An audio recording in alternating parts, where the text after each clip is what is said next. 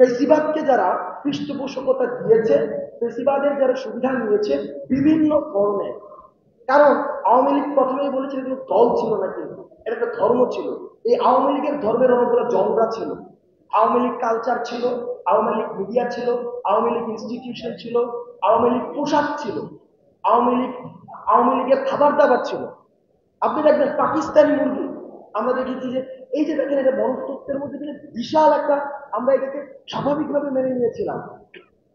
আমরা ইলিশ বাণিজ্য চলেছে, ইলিশ দিয়ে রাজনীতি করা হয়েছে, অর্থাৎ আমাদের প্রত্যেকটা টুল ইনস্ট্রুমেন্ট এই ফেসিজম যে মাথার মগজে যেভাবে ছেকে বসেছে, গেড়ে বসেছে, এইটার সমুৎপাদন করতে হলে আমাদেরকে যে কাজটা করতে হবে সেটা হচ্ছে আমাদেরকে ইউনাইটেড থাকতে হবে।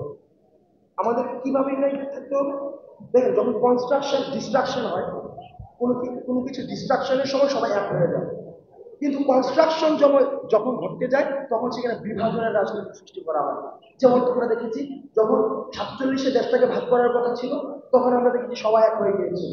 71 মুক্তিযুদ্ধ হয়েছিল, সবাই এক হয়ে গিয়েছিল।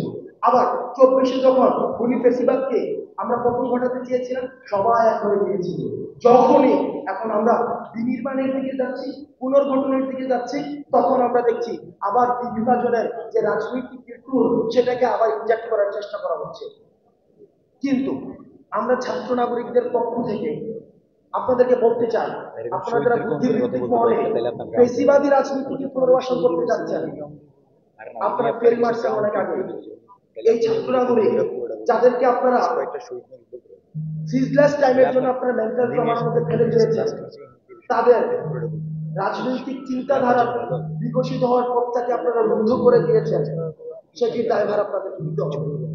সেটির দায়ভার যদি আপনারা না নিয়ে আবার যদি রাজনীতি করার পুনর্বাসন করার চিন্তা করেন, তাহলে সেক্ষেত্রে এই ছাত্র নাগরিক যারা শহীদ হয়েছে, আমরা ফিল করি তাদের কাছে আমাদের জবাবদিহিতা রয়েছে, তাদের কাছে আমাদের দায়বদ্ধতা রয়েছে। সেই জায়গা থেকে আমরা সবাইকে, বিশেষ করে আমাদের প্রজন্ম যারা রয়েছে, ছাত্র নাগরিকের যে প্রজন্ম রয়েছে, আমি আপনাদের কিছু চিন্তা দিতে চাই। এই যে আওয়ামী ধর্ম প্রতিষ্ঠিত করেছিল, বঙ্গবন্ধুকে নবী হিসাবে দেখানোর চেষ্টা করা হয়েছিল, পলিটিক্যাল নবী, পলিটিক্যাল কার্ড, সেটিকে চ্যালেঞ্জ করার জন্য আমাদের রাজনৈতিকভাবে ব্যাপকভাবে আমাদের চিন্তার জগৎকে উন্মুক্ত করতে হবে। আমাদের নিজেদের মধ্যে প্রিন্সিপালস আমরা ভবিষ্যতে বাংলাদেশ ঠিক করা হবে, যেখানে আমাকে কখনোই কোনো রাস্তায় দাবি নিয়ে এসে আমাকে বলতে হবে না যে আমি কোনো রাজনীতির সাথে সংশ্লিষ্ট না, সুতরাং আমার দাবিটি মেনে নাও।